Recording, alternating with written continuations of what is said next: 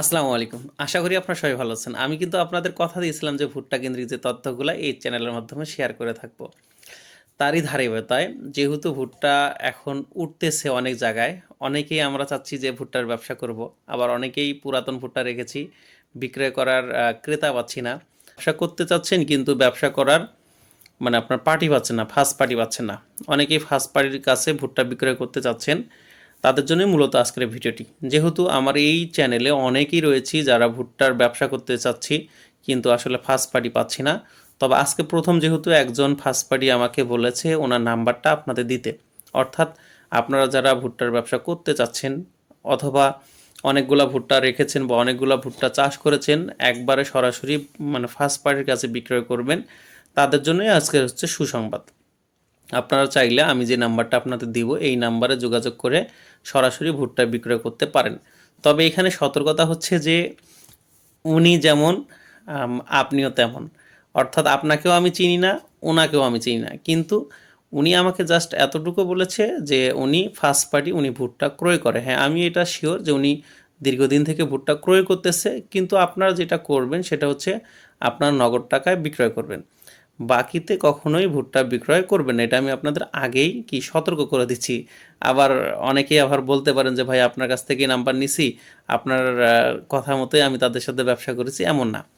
আরও অনেকেই নাম্বার দেবে ইনশাল্লাহ। আমি জানি যে সিজন শুরু হওয়া মাত্র অনেকেই ভুট্টা ক্রয় করার জন্য নাম্বার দেবে, এটা আমি নিশ্চিত। যেহেতু এবার ইনশাল্লাহ বাইরের এলসি হওয়ার সম্ভাবনা কম থাকবে, আর হলেও বাংলাদেশের ভুট্টাগুলো তো ক্রয় করবে।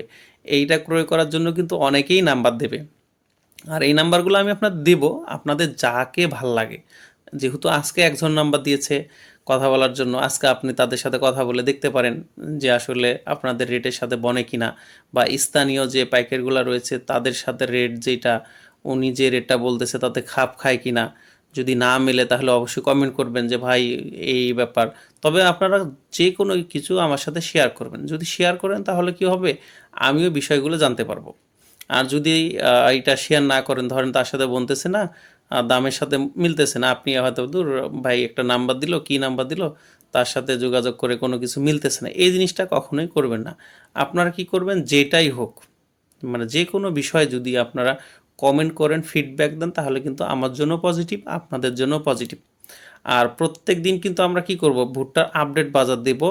হয়তোবা এখন যেহেতু আমাদের অঞ্চলেও ভুট্টা ওঠেনি, হয়তো উঠবে ঈদের মধ্যে, হয়তোবা কি মানে আশেপাশে উঠতেছে আমাদের আশেপাশে থেকে, সানন্দবাড়ি থেকে ভালো ভুট্টা উঠতেছে, সেটা আমি জানি।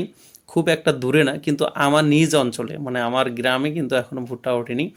এই সব এইগুলোও ভুট্টা উঠবে। আমি ভুট্টার বাজার তো শুধু আমাদের অঞ্চলেরটাই দেবো না, পুরা বাংলাদেশেরটা দেবো আপনাদের সহযোগিতায়। তাই আপনারা এই মুহূর্তে যদি আপনাদের অঞ্চলে ভুট্টা উঠে থাকে সেটার দাম বলবেন। আর যদি পুরান ভুট্টার দাম কত সেটাও বলে থাকবেন। যদিও আমি যতটুকু জানি যে ভুট্টার বাজার হচ্ছে ৩২ থেকে ৩৩ টাকা হচ্ছে পার কেজি। এটা হচ্ছে নতুন পুরান দুটা প্রায় সেম দামে, আহামরি কম বেশ না। তারপরেও বিভিন্ন অঞ্চলে বিভিন্ন রকম দাম চলে, কারণ হচ্ছে কেয়ারিং খরচের একটা ব্যাপার-স্যাপার রয়েছে, ব্যবসায়ীর একটি সমস্যা রয়েছে। এই কারণে আপনারা যেটা করবেন, আমার সাথে একটু শেয়ারিং করবেন। আমিও চেষ্টা করব আপনাদের যদি বেশি ভুট্টা থাকে সেটা আমি সরাসরি ফার্স্ট পার্টির সাথে বিক্রয় করে দেওয়ার চেষ্টা করব আর কি, ইনশাল্লাহ।